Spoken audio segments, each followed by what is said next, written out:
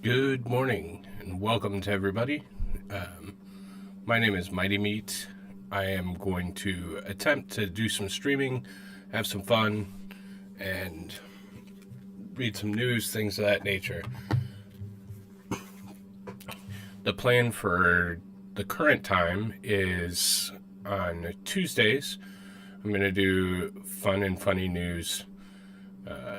Wednesdays, pursue my other passion, which is space and space related topics. And then maybe on Thursday we'll do something like sports, but just going to see what everybody likes and what everybody's into and kind of go from there. So I'm big on chat engagement. I'm a disciple of the Church of Bricada, so I definitely want to take some of that as well.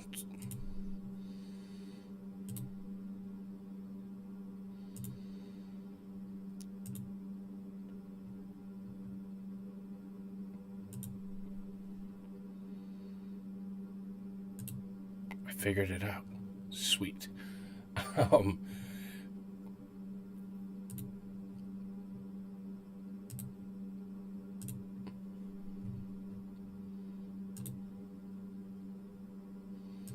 So thanks for kind of dealing with me as well, where I try and figure everything out here. So I got a couple quick articles and then a video. I'm gonna make it shorter because Rackets is streaming, and of course Vices and Bronchi and the whole crew. So I don't want to go too long. I'm gonna watch them as well. So our first story: rabies alert issued over a raccoon taken into a North Dakota bar. So a woman walked into a North Dakota bar carrying a raccoon. Raccoons are so mean. Got attacked and bit by one. Bunch of rabies shots. Not a fun experience. So, as I said, possible rabies exposure. Kind of weird that it walked into a bar, but maybe it was thirsty. Who knows? So, Smith told the Bismarck Tribune it left her arm. It never left her arms one time, and she was absolutely no biting. There was an absolute no biting. Madoc is a town of 500 people, so small, about 85 miles from the Canadian border, so pretty remote. And this is just them warning about the rabies and everything included in that. So, next article we have up here. I lost my chat. There we go. Next article we have up here is a 2,560-pound pumpkin wins California contest, sets California record. That is a huge pumpkin. So in Half Moon Bay, California, a horticulture teacher from Rackets, Minnesota set a new U.S. record Monday for the heaviest pumpkin, raising a giant gourd weighing 2,560 pounds. So a massive pumpkin. Travis Geinger of Anoka, Minnesota sets the new world record and won the annual pumpkin weighing contest in Northern California. My question is, how did they get it all the way over there? Oh, right here. Drove 35 hours to see his hard work pay off at the 49th World Championship Pumpkin Weigh Off. Never been to a pumpkin weigh off. I would definitely do it because I think it's pretty cool. But you think driving in a snowstorm is bad? Try driving one of these things.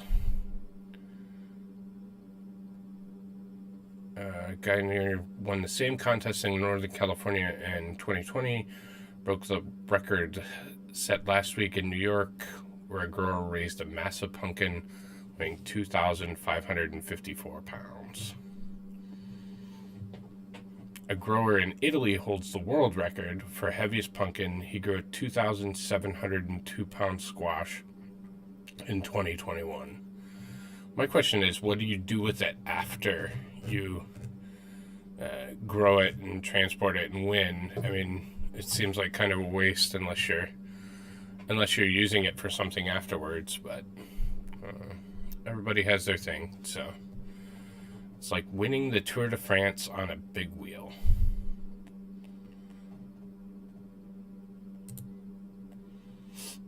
Next up, we have a Florida man story, because those are always the best. Florida highway is covered in Coors Light beer after semi-crash. Brooksville, Florida. A Florida highway had to temporarily close Wednesday after a semi-trailer carrying cases of Coors Light crashed and turned the roadway into a silver sea of beer cans. Of course, I wouldn't be caught dead drinking Coors Light, but Florida man probably had a great time. They probably didn't even have to call emergency services. I'd imagine Florida man would have just got out of his car and drank it up. But the multi-vehicle crash occurred shortly after 6 a.m. in the southbound lanes of I-75, about 30 miles north of Tampa. Yeah, that's a good place for it, too. They probably had no problem cleaning that one up. Pilot began when one semi-trailer clipped another while changing lanes, officials said. That forced other semis to brake, but one failed to stop and collided with a pickup truck and another one of the stopping semis. The semi that failed to stop was filled with cases of Silver Bullet beer.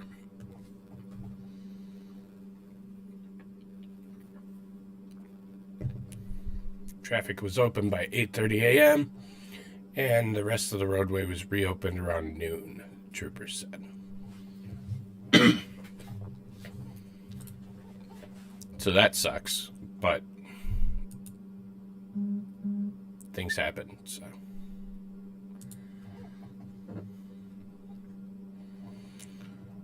German poke fun at far-right parties' phallic candies. Figured this would be a good story to touch on, too. I would like to, on this channel, stay away from politics in general, but something like this is pretty funny, and I know I'm not capable of staying away from the politics, so we'll do our best. I'll try too hard not to bring it in and piss people off right off the start, but so I'll try and hide the politics. With all that being said, today is election day in the U.S. Go out and vote. Take a friend to vote, and if you can, vote again. So, yeah. So a big day for elections, for the midterm elections here in Michigan. We're electing governors, a bunch of different offices. So there's several streams if you're into politics. I think Joe is streaming. Nick is streaming. I heard Matt Gaetz is going to be on the Young Turks, so that should be fun and exciting. Might pop into that one as well. So there are plenty of places to get your election coverage, and we'll see from there. So, okay, back to the story. Berlin, AP. A far-right party in Germany is being mocked online for planning to offer voters soft candies that bear striking resemblance to a dildo. Alternative for Germany have ordered the red gummy sweets in the shape of its party logo, a swoosh-like arrow, to hand out during the election campaign in Lower Saxony state, where the regional election is set for October 9th.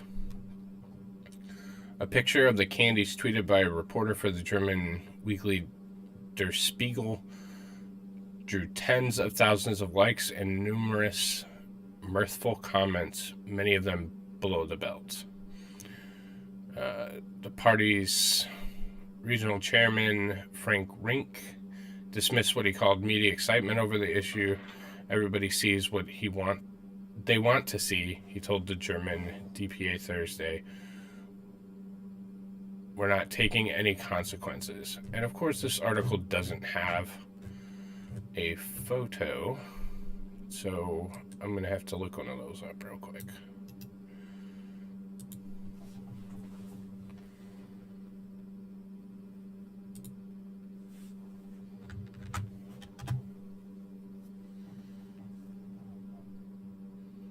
Images is probably going to get me in trouble.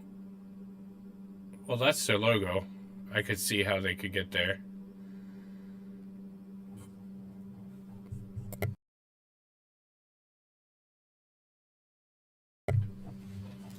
So it looks like this is the candies. Yeah, I would say that those are very, very phallic looking, and I could see why everybody's making fun of them. I would probably make fun of them as well. But not something you can't recover from. Kind of funny.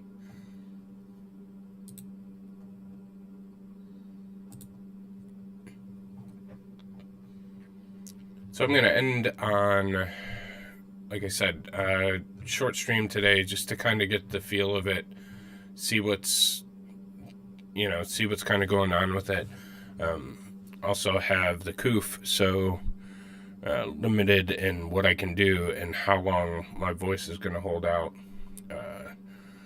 But as I get better with the software, and as I get better with streaming, and as I get better with my health, then we'll have longer shows, absolutely, for sure. We'll just kind of see how it goes. So, kind of a feel-good story, and then a funny video that I'd like to watch. Toy dinosaur the size of a small child gets VIP treatment on the flight home.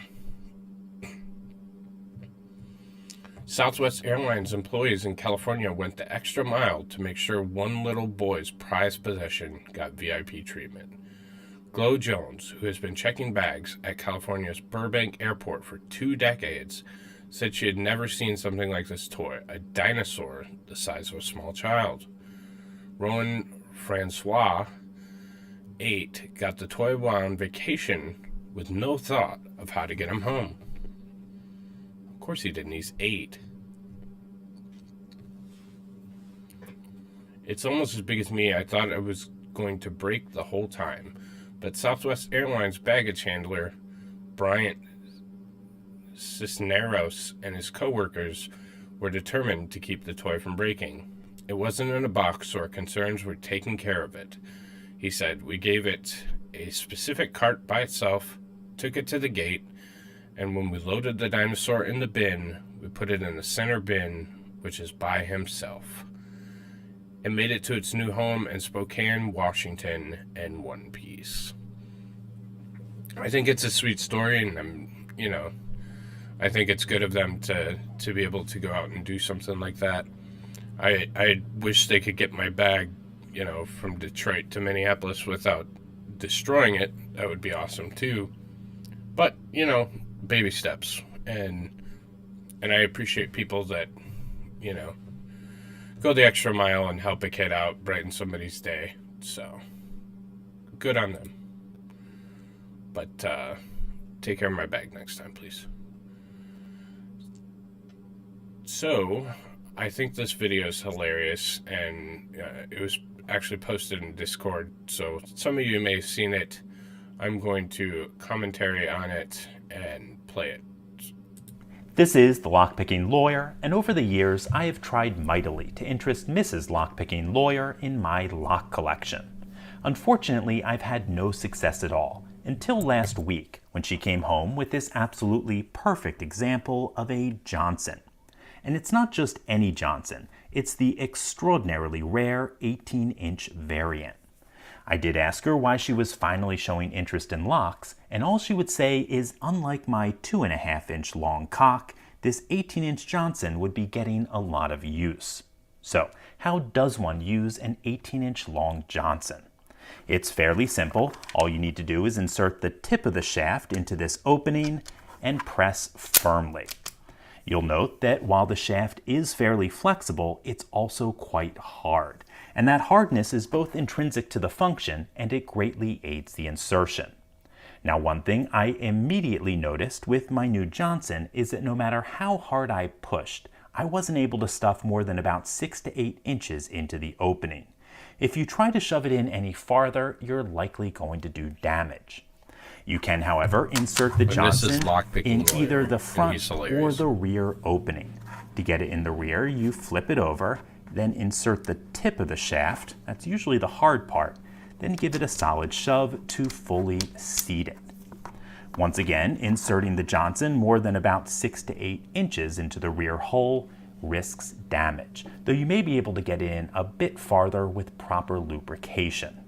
Now, as you might imagine, I was quite proud of my new 18-inch Johnson, and when I received it, I showed it to all of my friends and family, at least those who I could get to look. I was quite surprised when my father took me aside and revealed that he too had an unusual Johnson, in fact one that's far more rare than my own. His, of course, is a slightly older model, which is generally built the same, with a somewhat flexible yet very hard shaft. However, my father's Johnson is a full 24 inches long. I can't even get it on screen. I've read about Johnsons this long, but never imagined I'd ever get to handle one. Now, when I first examined it, I noticed that my father's Johnson has a wide bulbous feature on the end of the shaft. Because of that, you can only shove about 2 to 3 inches of the shaft, really just the tip, into the opening. After that, it tends to get stuck. That said, it does seem to be very effective. So, I think you all can tell that I'm very pleased with Mrs. Lockpicking Lawyer's new acquisition. And much to my surprise, for someone who doesn't like locks, she also seems to be quite excited about my 18-inch Johnson. In any case, that's all I have for you today. If you do have any questions or comments about this, please put them below. If you like this video and would like to see more like it, please subscribe. And as always, have a great April 1st. So the takeaway there for all the viewers watching, or that are going to watch, if it is long and old, just the tip. So that's, of course, Lockpicking Lawyer. He is a great channel to check out on YouTube if you have not checked him out yet. He does a bunch of... Hey, Miss Amanda. Thanks for joining me. He does a bunch of funny videos, and he also does a ton of videos where he picks locks and teaches you how to pick different locks and that type of thing. Go give him a like and a subscribe. Some funny stuff he puts up there like that as well. So like I said, this was a test run for me. I really appreciate everybody taking a look. I hope to do this a lot more and grow that base. So I appreciate anybody who watches or joined. I am going to pop over to Rakeda and watch that trial. And I'll leave you with, again, if you have not went to vote yet and you are in the U.S., please do so. I think our democracy is stronger and better if we all have input, even though we don't know how far that input goes. So, thank you for watching. This should be fun. I'm going to work out some of the things that I struggled with, and we'll be back tomorrow at noon. So, thank you so much.